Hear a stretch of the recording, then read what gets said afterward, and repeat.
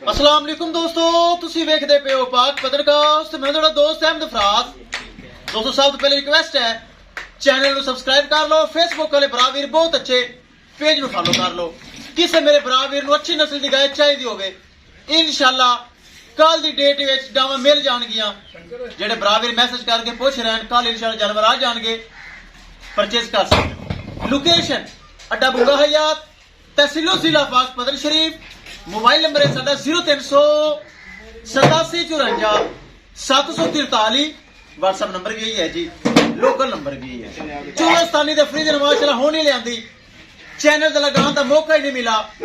नदीम सालक साहब फैसलाबाद शहर च उन्हें परचेज कर ली। 3,80,000 रुपए डिमांड सी।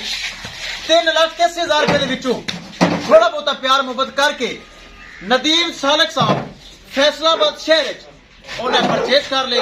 अल्लाह ताला मालिकां दे नसीब करे। गड्डी नंबर एक एक चीज करो क्लियर ते करो लोड ले चलो जी। अल्लाह ताला नदीम सालक साहब फैसलाबाद नूं नसीब च करे। जिन्हें साडे अकाउंट दे विच पैसे पाए न सोना रब मालिक दे नसीब करे। पिछे बच्चा चुआई करके लोड़ी करदा हुंदा मैं ताकि सफर बासानी रवे। ले चलो चेक करो माशाल्लाह।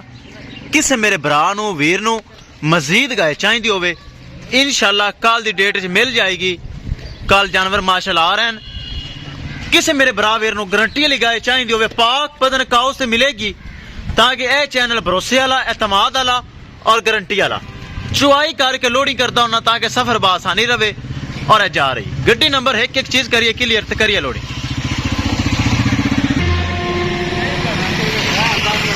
लो जी चलदी फिरदी मेरे भरा वीर चेक कर लवन अगे अल्लाह दे सपुरद होंदा है।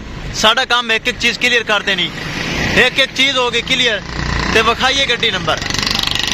आवाज लोड कर दो पराली पा लवी।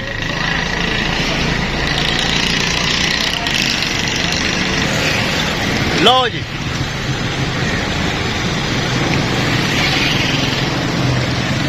किसे मेरे भरा वीर नूं मजीद जानवर चाहिए होवे कल इंशाल्लाह जानवर आ रहे हैं। मेरे भरा वीर दे पसंद आवे रब्ता कर सकता है।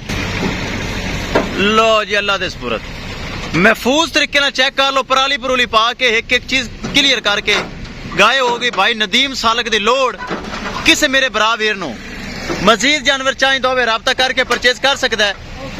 तरपाल ला दे उस्ताद जी। इंशाल्लाह दोस्तों मिलेंगे एक नई वीडियो दे नाल। अपने फराज दोस्त नूं दे इजाजत। अल्लाह ने के पास।